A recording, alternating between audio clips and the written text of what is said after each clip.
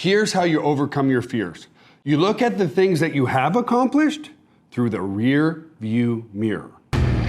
I'm Joel Tarian, and I've been an entrepreneur since I was 16 years old. I saw my first real income by age 23. Here are a few things that I've learned along the way.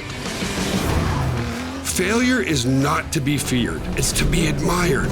You never fail, you only win or you learn. There's no finish line, there is only creation and innovation. Now listen, everybody's afraid. Everybody's scared to try something new. And this is how you overcome your fears for starting a business. I remember when I got started, I stalled for probably years because I was afraid of so many things. Afraid to fail, afraid to succeed, afraid for people to make fun of me, and all that kind of stuff. Here's how you overcome your fears. You look at the things that you have accomplished through the rear view mirror.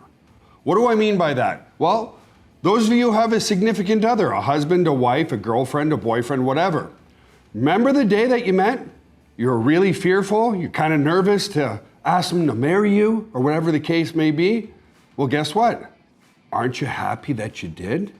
Because look where your life is now. Now I get some of you are divorced and all that jazz, but I think you get the point.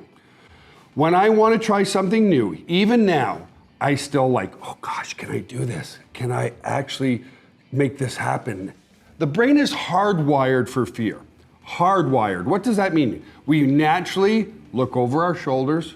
We're always naturally thinking in the negative rather than in the positive, and that comes back from our nomadic days. As hunters and gatherers, we were always in danger. We had to look over our shoulders for a saber-toothed tiger not to get at us, or an offending tribe, and that's the other thing. We lived in groups.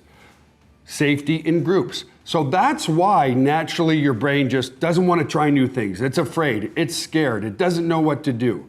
But if you look at those things from your past, it allows you to take those baby steps forward to having an amazing, amazing life. The average self-made millionaire has failed not once, not twice, but 7 times before they see their first success. Here's the truth with me. I was really afraid, and I'm going to tell you what finally got me over the hill.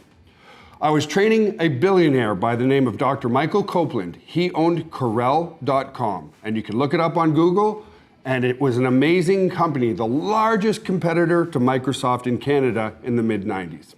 And I had had other businesses since I was 16, and some of them I made some money doing some personal training, selling some supplements, all that kind of stuff, but I never made massive income, and why?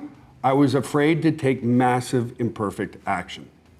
So once I started training Dr. Copeland in his 35,000 square foot home, not 3,500, 35,000. He had squash courts in there, he had tennis courts, he had his own gym, he had everything. We became good friends. And what I realized was when he heard a good idea, he just took action on it. So eventually I shared my idea about starting an affiliate marketing company and direct sales company online, doing software and such. And he said, Joel, that's a fantastic idea.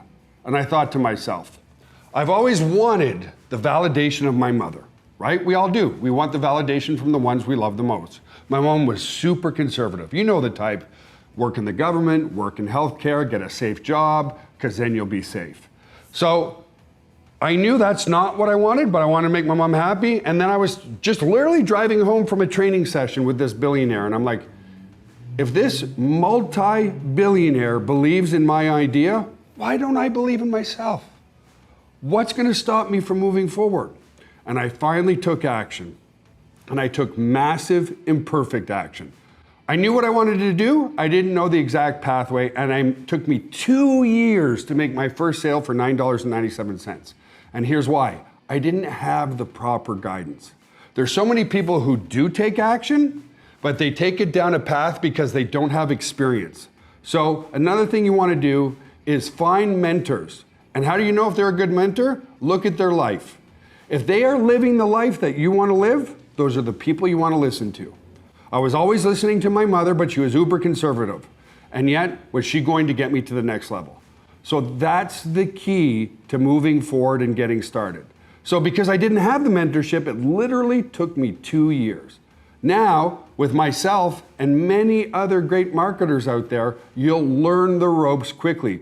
Back when I made my first sale in like 1999, I started in 96, 97, made my first sale in 1999. There was no YouTube like this. There was no video. There was no live conferencing. It was very difficult to find the help. So, as long as you have the passion, that's all it takes.